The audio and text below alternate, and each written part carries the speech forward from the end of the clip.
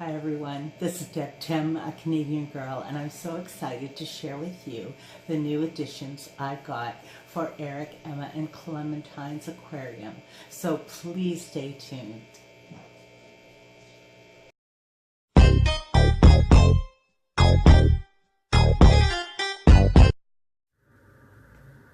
How often do you sit and watch your fish? I mean, really watch them closely to see how they are, looking for signs of aggression or illness, or even just making sure that they're happy.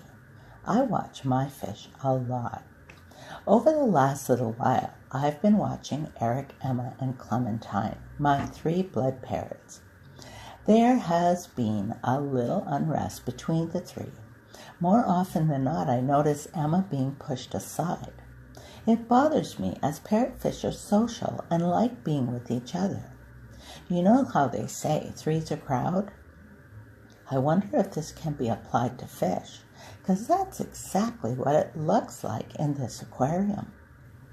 I have been considering adding another parrotfish to this aquarium, just to even out the odds.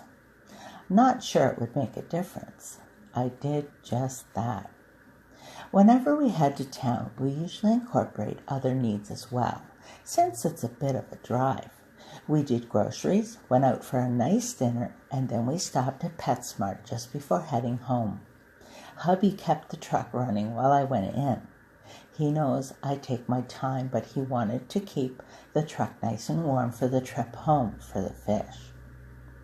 While I wandered around the fish section, I always forget to get some footage as I'm just too busy looking at the fish myself.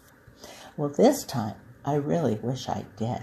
First off, there were no salespeople anywhere in sight. I walked from tank to tank checking out the stock. I was only there for one parrotfish, but I could not believe the sorry state of their tanks. Glass was smeared and dirty, so much so that I couldn't even see through it. Then, as the fish moved, the water became thick with floating detritus along with dead fish, even to the point of some of them were half eaten in many of the tanks. The fish department in this store is small. I have seen bigger fish rooms on YouTube. Finally, I walked around looking for someone to help me. I ended up walking all the way back to the front checkout for them to call someone to the fish department. Well, by the time I got back there, she was there. I've often been in this store, but I've never seen this person, so I figured maybe she was new. I felt like giving her a piece of my mind, but I held back, not knowing more details. I honestly have never seen this department look like this. It broke my heart. We went over to the parrotfish tank. It was a 10-gallon tank about head height, so I wasn't able to see clearly what was inside. I could make out a little orange spot on the bottom, so I knew there was at least one in the tank.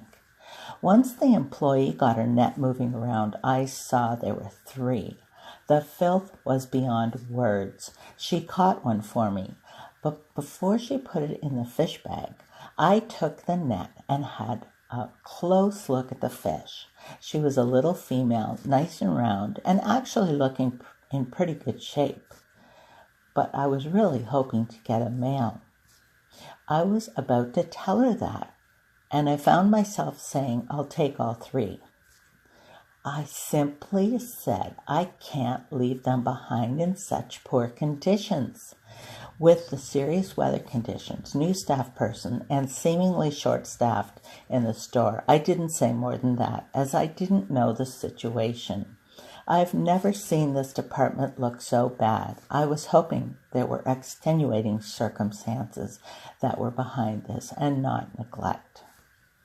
So I came home with 3 beautiful little parrots, 2 females, and the smallest one being a male.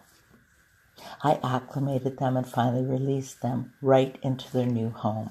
Yes, I'm ashamed to say I didn't quarantine them prior to adding them to the tank. What surprised me the most was how big Clementine has grown in the few months I've had her. The little ones are the size she was when I brought her home. being around 2 inches, or even a little less. Giving them each a pot for cover and making some changes in their scape to afford them places to get away if they were being hassled, they have settled in quite well.